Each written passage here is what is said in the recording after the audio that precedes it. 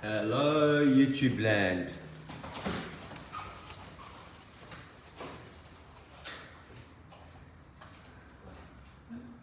Onegaishimasu. Welcome back to the Goju Karate Center. We're doing a short live stream, nothing too fancy, nothing too long. I don't have a partner. I have got some students running in the background, so there may be a little bit of background noise. Please forgive us for that. And hopefully, if you've seen our video for today, you've realized that in the next couple of weeks, it may be chaos. My wife is about to pop. Okay, so any moment now we're expecting the arrival of our next child. So short video and just a little bit of basic training and maybe some principles that goes with it. So, hey, shimasu, and just doing the Chishi exercise and up and down. Ich, ni, sa, chi, go. Alright, we're going to just change to the other side. Ich, ni, see, sa, chi, and go. Alright, this way, ich, ni, san, chi, go, rook, sit, hut, chi, and ji, ich, ni, san, chi, go, rook, sit, hut, ku, and ju. So, all these turning exercises where the arm is rotating, arm is extended, the lat, shoulder are pulling down. The idea is relaxed, settle, relaxed, settle, relax, settle, relax, settle, relax, settle, relax, settle. And you're extending this and rotating and settling, and you're rotating your arm. And the idea behind this would often be rotating your hand when you press. So ideally, if somebody punches, you deflect. Instead of hitting it in the face only, maybe your hand hits, connects their chin, pushes their head, and goes past. So thrusts past as you relax and settle and drop. Very similar to the ideas caught up in Seppai, the opening move of Seppai. One, where the hand is settling and extended. Now normally science would say that the longer the arm, the more torque on your joints and that. So these have to be developed and strong. But also the longer the lever, the more leverage we create. So it's a catch-22 per se. And it's something that we're working on all the time. It's part of the principles of how to break a person's balance. So one of the most important things, hyperextension of the neck and the back. Alright, and that helps you push the person down. The other thing is, when we do a lot of training exercises, pulling back, the hikite is part of this kind of opening move. So if you're working on your Seppai kata, this is a good training exercise with Seppai to get the idea of settle and drop and feeling that arm. You can tweak it a little. Alright, how's it, Daniel Earhart? Good Abend. Hope you're doing well.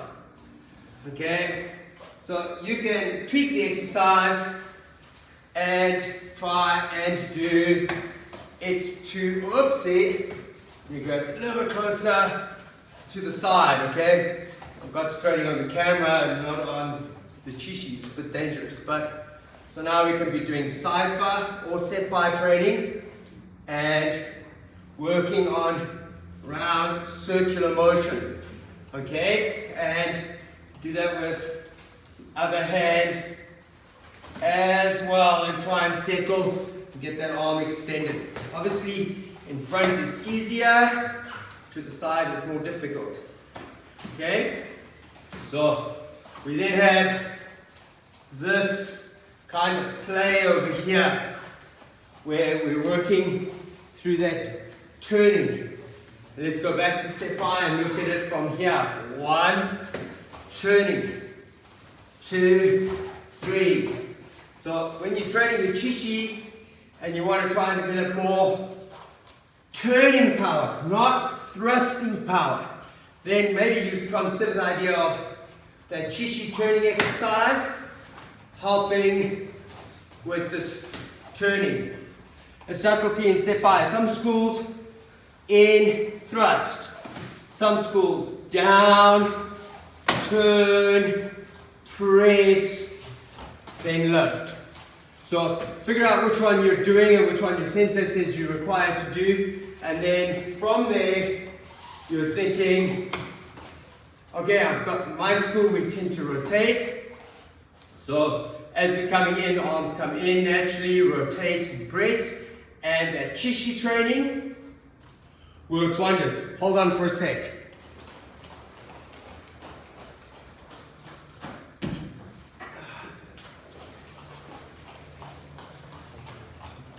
So, taking something like Sledgehammer and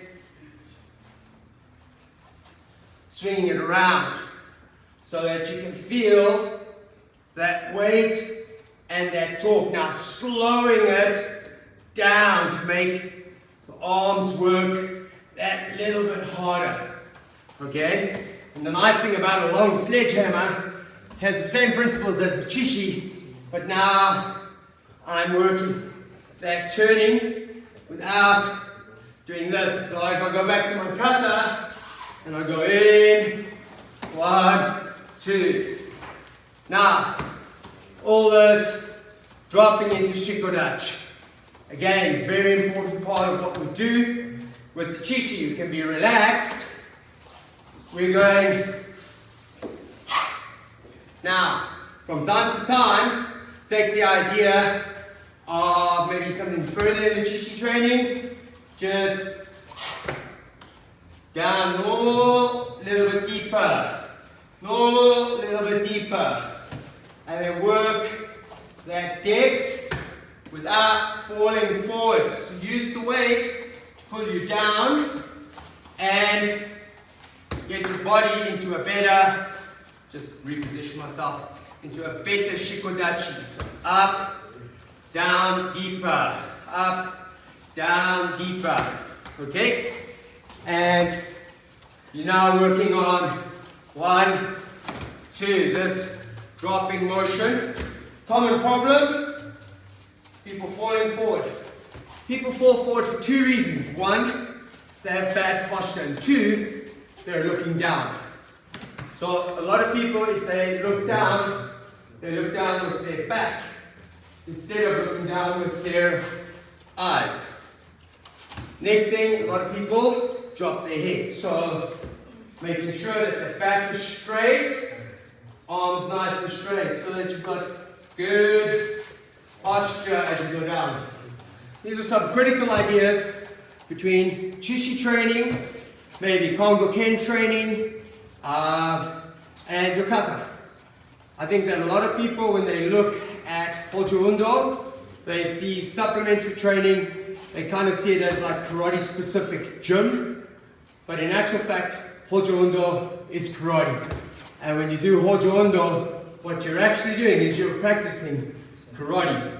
You just might not recognize it at first, especially if you're a beginner. But by the time you become a senior, hopefully you go, I'm doing this, it's going to facilitate my kata here and my other kata there, my bunkai here, going to improve my leg strength, my upper body strength, and allow me to do more in terms of combat, randori, grappling, wrestling, stand up, pulling and twisting. I think a lot of the guys like to call it tegume kind of training, and that is what we're really after. So our Hojo equipment is part and parcel of what we do, and it's very much core to most Okinawan systems of karate do, karate jutsu, whatever you choose to call it, whether it is Shorin-ryu, Goju-ryu, Ichi-ryu, Ryu-ryu. Everybody seems to have the same ideas, and we all tend to do the same exercises, sometimes with a subtle tweak between. Okay, so we've covered a couple of ideas with the Chishi, a couple of ideas with the Sledgehammer. Useful tool in the dojo for your training. Doesn't have to necessarily be a big monster, but if you're 7 foot tall and strong as Paul Bunyan, then obviously you'd want to have a really big sledgehammer or a really big Chishi. Okay, so that is it. Very, very short little live stream. Very much a short video today. I hope you all have an awesome weekend. Thank you for joining us at the Goju Karate Center. Arigatou gozaimasu. Sayonara. Keep training.